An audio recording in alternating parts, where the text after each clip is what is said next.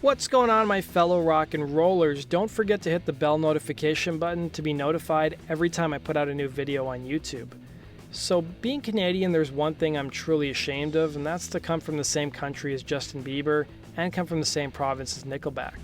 But one of my favorite feuds that's erupted over the last few years was the Nickelback and Corey Taylor feud. And the whole thing really started 18 years prior in 2002.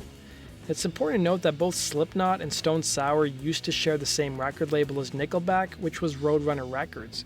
So in 2002, Taylor was being interviewed when he revealed that he was upset that the public relations team at the label was giving Nickelback more help than his own band.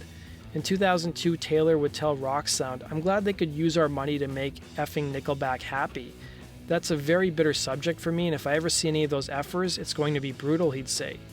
But 15 years would go by until words would once again be exchanged in the press between both groups. And in 2017, Nickelback frontman Chad Kroeger was being interviewed by Metal Covenant, and Kroeger spoke about the diversity of Nickelback's music and unloaded on Slipknot as well as Stone Sour. Here's what he had to say. Music is, I can't think of another band that's as diverse as we are. I can't. And I don't think that's me talking from pride or ego. I mean, you're sitting across the table. You know what you're talking about. Yeah, absolutely. Can you name me another band that could play... I would say Stone Sour, right out of the... Stone Sour? Stone Sour is like, it's very diverse too. Yeah, because they're trying to be Nickelback. Maybe.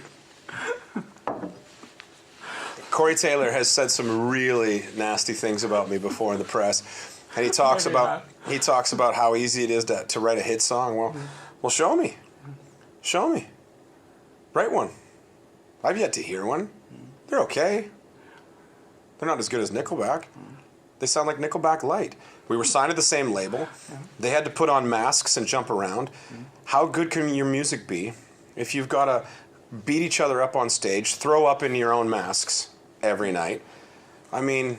music shouldn't come with a gimmick. Music should just be music. None of my favorite music comes with a gimmick. And he got tired of sitting behind the mask. He wanted people to know what he looks like. So he started Stone Sour.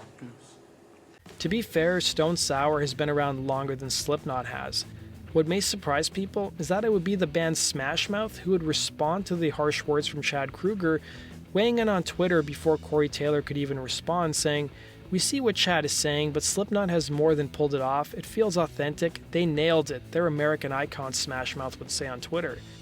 Taylor would get his day in court responding to Kroeger's comments during an interview with an Arizona radio station in 2017, saying, "You know what?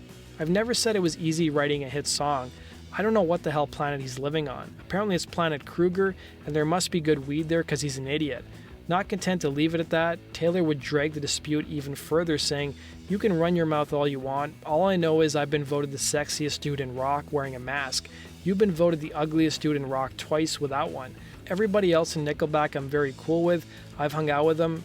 It's just face like a foot," referring to Kroeger, who I can't hang out with. "He's got a face like a foot. Am I wrong?" Taylor would ask. And in a subsequent interview with KISW 99.9, Taylor made some more disparaging remarks about Kroeger, comparing Nickelback to KFC, as you can see here. So what is going on? Why are other bands picking on you? What is happening? We talked to you a week later. You get into a fight with Chad. What is going on? What is happening? I'm talking about that dickhead. Who do I give a shit what Chad Kroeger says?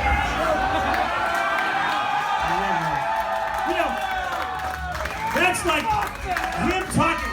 I was telling Steve, I said, Chad Kroeger poking at you is like asking a criminal, "Why are you robbing me?" Like he's going to turn around and be nice to you. I'll tell you what, this is how I figured it out. Chad Kroeger is to rock what KFC is to chicken. You know,